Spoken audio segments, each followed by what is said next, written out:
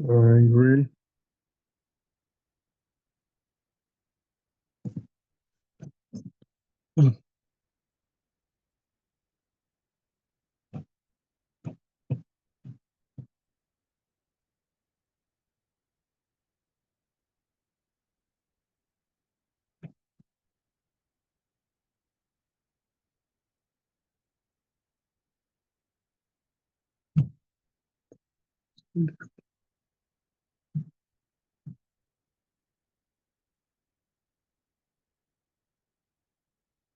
Yeah, ready, man. We can get discussion going. Go ahead. Oh, okay. You quiet. I ain't know, man. You quiet as a church mouse in there. Quiet as a church on Monday. Yeah, already, man. Most definitely. All power to the people, man. This is another little quick session, man, just to highlight some more great revolutionaries from our community. Uh, a few people I'll be talking about now ancestors, which last time I think everybody we mentioned was ancestors as well. Of course, it's Black August, so we're gonna talk about a lot of people who have already transitioned. You know, some people who are still amongst us. You know, some people have transitioned recently. You know, we just within the past 3 or 4 years. Uh, but uh, but today I want to talk about highlight a couple of events and a strong revolutionary sister Sufiya Bukhari of the Black Panther Party and the Black uh, Liberation Army. But before we get to that, today is actual Flea Day. Of course, we discussed what Flea Days were the last Zoom vid we did, naming off the Flea Days, August 1st, 7th, 13th, and the 21st. And August 13th is giving commemoration and showing solidarity with an event that actually happened in January 13th, 1970. But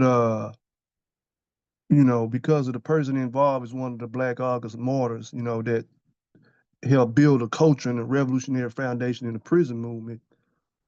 We use that day as August 13th and replace it as opposed to the actual date, which is January 13th, 1970.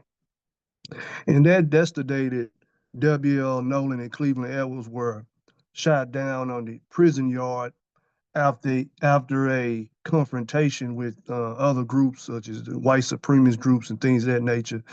And which is not a new thing, but at that time, what happened was they let all the groups who had differences, they let them out in the yard at the same time. So nobody had that space. And so, you're gonna have some conflict, disrespect, and things of that nature that's naturally gonna happen. And so they got into some scuffles and fights. And probably, more likely, some of our people got the best of some of the other ones, not trying to brag or nothing like that. But the reason I say this is because for one, W.L. Nolan was a boss. He wasn't just a revolutionary. But he knew how to scientifically, break somebody down. But not only that, is because the tower guards made it a big effort to fire shots at the black prisoners, in particular those who were part of the prison movement. And when the shots fired off, of course, a couple of white supremacist groups guys were hit, but they weren't seriously injured and none of them died. But W.L. Nolan and Cleveland Edwards passed away as a result of this. Cleveland Edwards passed away in the prison hospital later on. W.L. Nolan died right away um, due to the prison tower guard who was a marksman, known marksman. And so W.L. Nolan, what made him a target is that, he mentored a lot of guys in the revolutionary prison movement that was to later come. you know, George Jackson, Frida Drongo, Hugo Yogi Pernell, and some of those other guys. Shujai Graham, who we know, who I know personally. Well, he is still alive, actually. Shujai Graham, and some, like I say, Field Marshal George Jackson as well. When he was, struggling between the criminal mindset and the revolutionary mindset, but wanting to see a change and wanting to see, or wanting to know why things are not going in his favor in society. And so W.L. Nolan, you know, uh, stepped to George Jackson and, presented to him some knowledge, some information that could help him. A lot of the revolutionaries from the African continent, a lot of their works, Kwame Nkrumah, Frantz Fanon, people like that. He presented these texts to George Jackson, and George was able to study with W.L. Nolan and other comrades, and that transformed him, as he says in his own words. And also, W.L. Nolan was kind of like a jailhouse lawyer, so to speak. He helped format petitions and things like that to challenge and expose the status quo within inside the prison system and on the outside. And so he used these petitions, and he was able to get other people involved because he had helped mentor them and help politically educate them into the process of understanding why things were the way they were. And so when other people got on board, these petitions, they became a little effective. Things are not as effective if it's just one or two of us. We can be the most powerful, spokesperson, organizer, martial artist, whatever we are. We can be all of that and then some. But if we don't have other people jumping on board in agreement with it, then it's just gonna be symbolism. It's not gonna transform into any significant action. But W.L. Nolan was able to do that, and especially once George and others had joined the Black Panther Party and became, gotten ranked and, build themselves up as a powerful individual in the prison movement themselves. Those petitions and those things that they learned under W.L. Nolan, those things start to really, cause ruckus inside the prison, particularly in San Quentin, which is where they were at this time. And so, W.L. Nolan, just to highlight him, a lot of times we talk about George and Jonathan and really just those two. You don't hear anything else. And then Ruchell McGee, because he was the last survivor of the Marin County Courthouse Rebellion. But outside of them, you don't really talk about W.L. Nolan, Cleveland Edwards, not even Hugo Yogi Pernell, which is a serious revolutionary, so serious that they had, when they finally let him out after 30 or 40 years, until the general population had to set him up and corner him and, you know, orchestrate and organize an assassination of a 70-year-old man in 2015. That's how powerful his energy was, and that's how influential he was, that they had to stoop that low to assassinate Hugo Yogi Pernell. But W.L. Nolan and some others are not really discussed on, what they meant to the movement. And like I say, August 13th is in commemoration to January 13th when this situation happened, as far as the transition and assassination of W.L. Nolan. So that's just a little bit about it. Because it's a flea day, I want to mention that. The next flea day is, of course, it's the 21st, when George Jackson was assassinated. And also to highlight Sister Sufiya Bukhari. Uh, I know that it was a video we did on Reverend Joy Powell and her contributions and work. Of course, we're trying to raise money for her right now. And so that's good that we brought out the move that she made, before and since being a political prisoner. So Sister Sufiya Bukhari, who is not with us today, as Reverend Joy Powell is, she made transition August 21st, 2003, due to heart failure. But Sister Sufiya Bukhari was born in Bronx, New York, and she was later, in her teens and early 20s, was inspired to join the Black Panther Party. As so many people were at that time. You was either Nation of Islam, you know what I'm saying? If you was attracted to one of the Elijah Muhammad's powerful young speakers or what have you into the pro-Muslim program, you might join the Nation of Islam. At that time, Orthodox Islam wasn't as big, unless you were in Michigan, somewhere like that, Dearborn or Detroit. But outside that, the nation had a heavy influence because of a lot of young ministers and Malcolm and what he did when he was there. But either you join that or join the Black Panther Party and some other black radical organization. It was a black radical organization, or it was maybe the nation. So it was one of the few. But she decided to join the Black Panther Party in 1969 and became a section leader, like so many other sisters that we don't talk about. Afeni Shakur, the mother of Tupac, she was a section leader as well and very outspoken. And she wasn't just outspoken when it comes to the uh, the status quo, but outspoken when it comes to party issues and contradictions, because we did know that they have them, and it's all right to talk about it. We can't live in a fairy tale world where we think that everybody on every central committee in Black liberation movement organizations are all wise, all knowing, and all righteous. That you're gonna have some contradiction issues, especially when you get egos involved and things of that nature. The attitude of my way is the highway, my way or the highway. And so, I feel you should challenge those contradictions, well as Sister Sufiya Bukhari, who was a strong young sister as well. You know, and of course due to the conflict, the internal conflicts, along with COINTELPRO, you can't leave them out because you know they edge on any issues that we have amongst the people. They always have done that.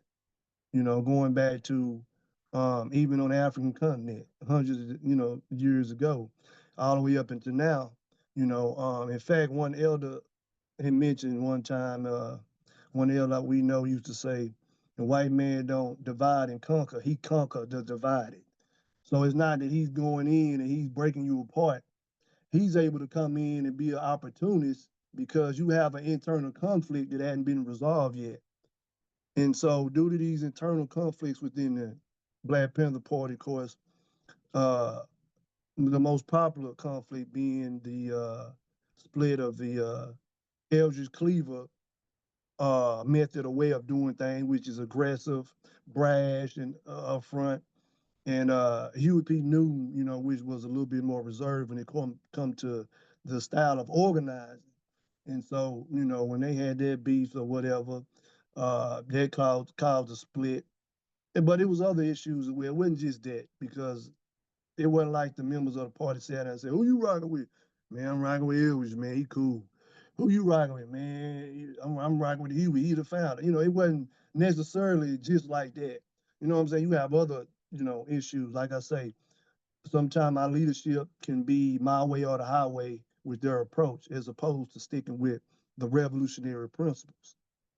And so, due to this conflict, this internal conflict, of course, the some of the members went to the armed forces side of the Black Panther Party. They went to the Black Liberation Army, and so the Black Liberation Army was still organizing as well. It just, wasn't out front. You wasn't trying to, wasn't gonna be seen all the time, but you were still gonna organize. You were still gonna propagandize the people. Educating the masses.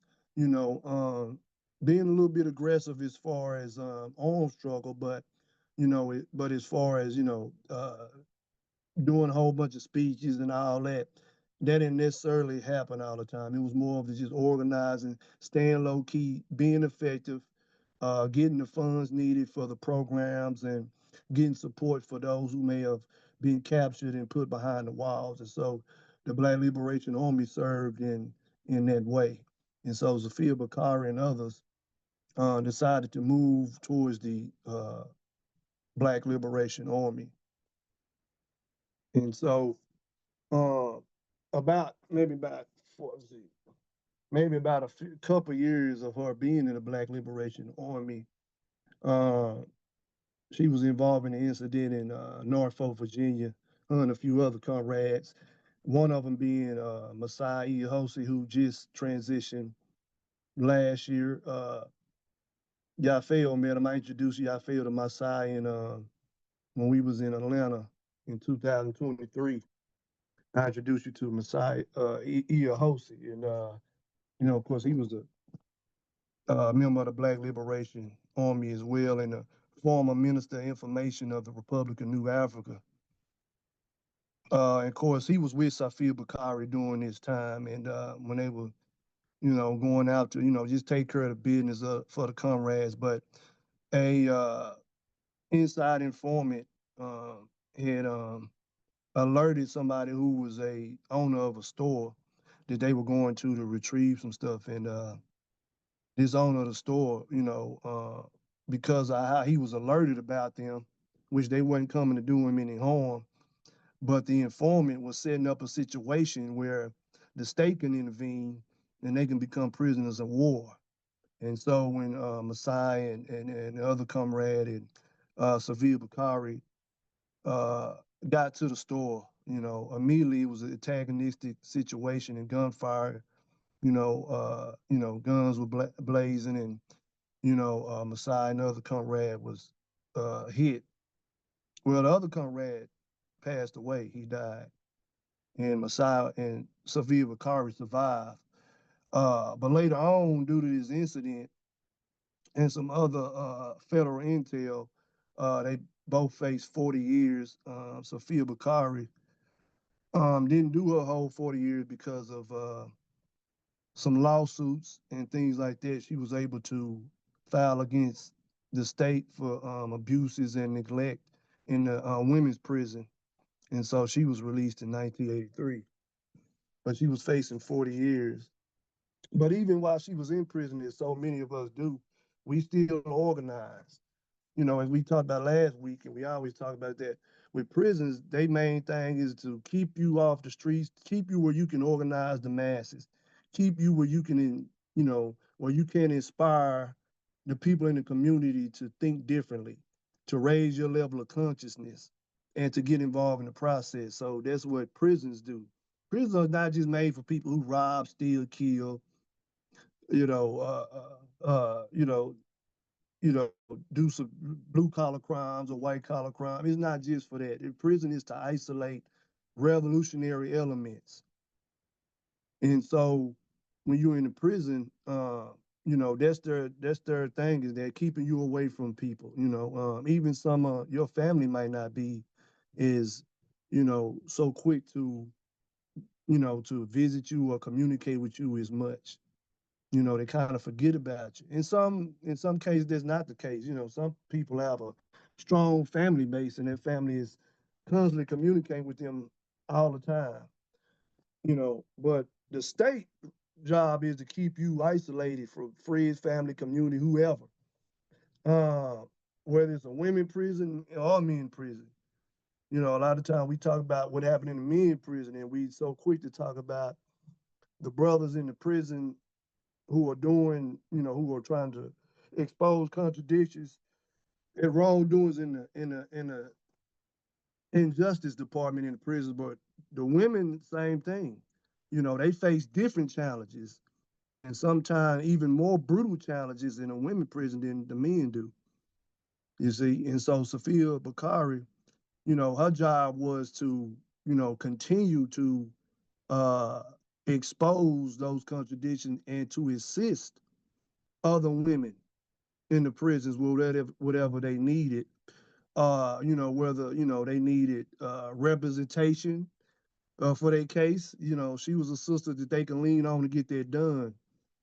You know, and she also founded, which the state is, I believe the state of Virginia has now adopted this program. Maybe other prisons as well, have adopted the program, the milk program that she helped founded. Mothers inside loving kids. And this organization, she started and headed this up to, bring forth the relationship with, mothers and their child, mothers who were incarcerated, and to get support for the child and to allow a situation where in a prison environment, the child can interact and still have some sort of normalcy with their incarcerated mothers. Of course, we know that it ain't too much normal about damn prison, but to have those interactions and those connections and to have support, funds, daycare, things of that nature for the children of incarcerated mothers. And she pushed that in the prison. Like I say, the state actually adopted this program, and it's still going on to this day. And so that was just one of the things, a few things that she did with inside the prisons is to help incarcerated mothers, whether they were, carried her political line or not. This was one thing she did. And of course, the other challenges she didn't push as hard because the comrades on the outside instructed her to kind of, stand down a little bit so she can get out of prison and do some more work. And in '83, due to those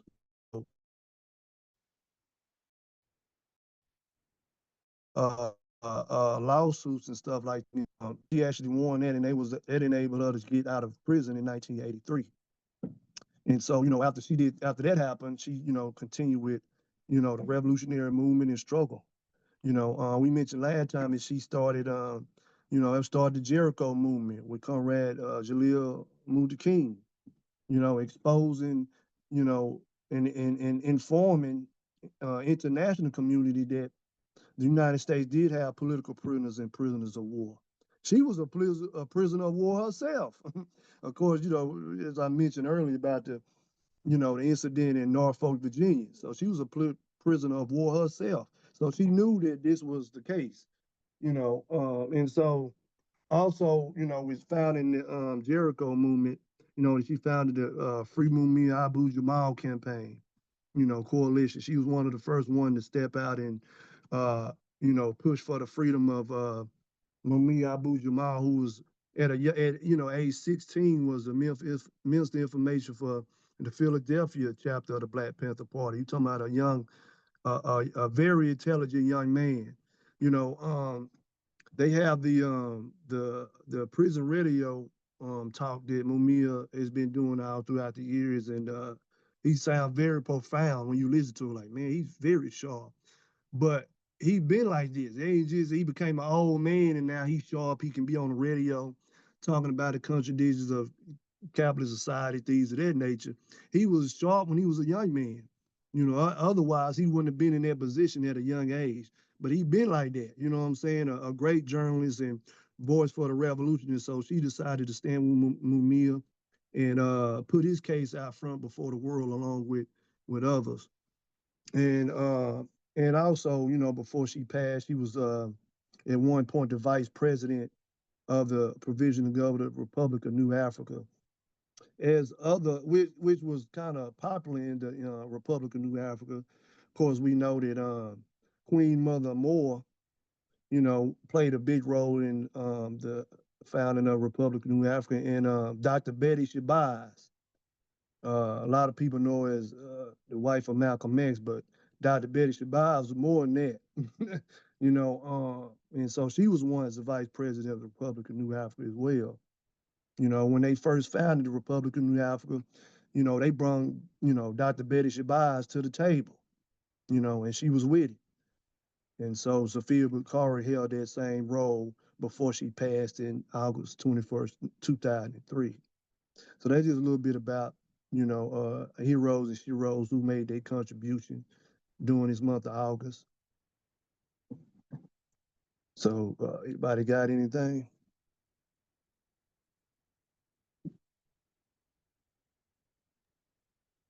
Yeah, I just wanted to appreciate you for taking the time out to provide this information. Some of this information I personally never heard of, so I'm glad that you brought it out. I didn't realize that Graham, excuse me, was a part of uh, kind of what was going on as it relates to Black August. So I wasn't aware of that. So I appreciate you bringing that information. Was he in prison during that time in California? From what you're aware of? Yeah, yeah. But he was young. He was one of the young ones. He was like Jonathan Jackson's age. So he came up, you know what I'm saying? Like, he was inspired by Jonathan and George and stuff like that. He came under their leadership. But yeah, he was, but like I said, he was younger than them. He was like, well, he wasn't Jonathan. He was a little bit older than Jonathan, but he wasn't, George and W. No, he wasn't their age. He was very young at the time. But yeah, he was involved in that process. Okay. Hmm. Okay. Interesting. Interesting. Interesting. Uh, So I think you gave some good information as it relates to W.L. Nolan. So, like I said, in some ways, some folks only really mention George Jackson uh, uh, and Jonathan Jackson. So I'm glad you kind of went in detail a little bit on W.L. Nolan, which I thought was pretty good. That's pretty much all I got. Oh, actually, yeah. Let me retract. Actually, Shuja he was in the bloodline of the black revolutionaries in the prison.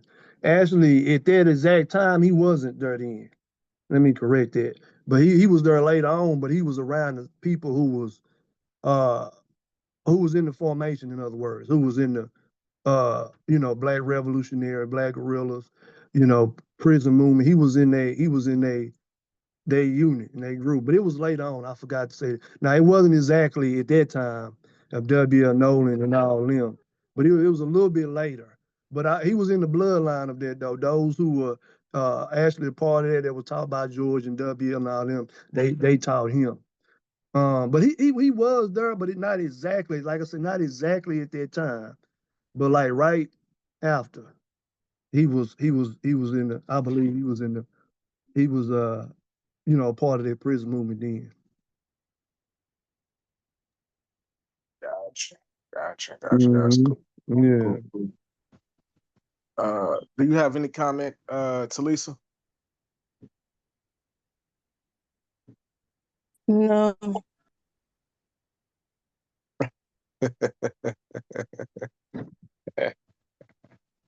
That's cool. That's cool. That's cool. Well, yeah. So yeah, we definitely appreciate it. If you all could do us a big favor, like, share, subscribe to the channel, that'll be helpful. Feel free to share the information. That's the reason why we do it. We thank Chairman Erick Khafre for coming on and providing this information, which is good. And I'm sure that he'll be back hopefully again next week if time permits to be able to share this information. And as long as he's willing to share it, we're gonna continue to push it. I think it's a good thing to discuss the politics as relates to uh, from a black revolutionary position. I think oftentimes we hear things from a Democratic or Republican aspect. For example, we hear consistently, at least in the news now, talking about the Democrats fleeing the state of Texas or whatnot. And although there are some interesting things that may be told with that's not necessarily the politics. I feel that's going to be geared towards liberating the minds and the physical bodies of Black people here in this country, and also aligning us with Pan Africanism ideals around the world. So, um, trading one uh, slave master for another slave master is not as they used to say back in the day, it's not really a hip thing. So, so it's a one party system here in this country, and it's called imperialism, and white supremacy. That's the one party system in this country. That's what we are currently residing under. But we are fighting against it, number one, with our ideals, and some have given the high sacrifices, which Erick Khafre, Chairman Erick Khafre, has mentioned here today. So we appreciate him for sharing that. And again, if you could like, share, subscribe to the channel, that would be extremely helpful. Any closing thoughts on your end, Erick? No. Just hey, Black August salute, and let's keep the ball rolling. All right, peace and power.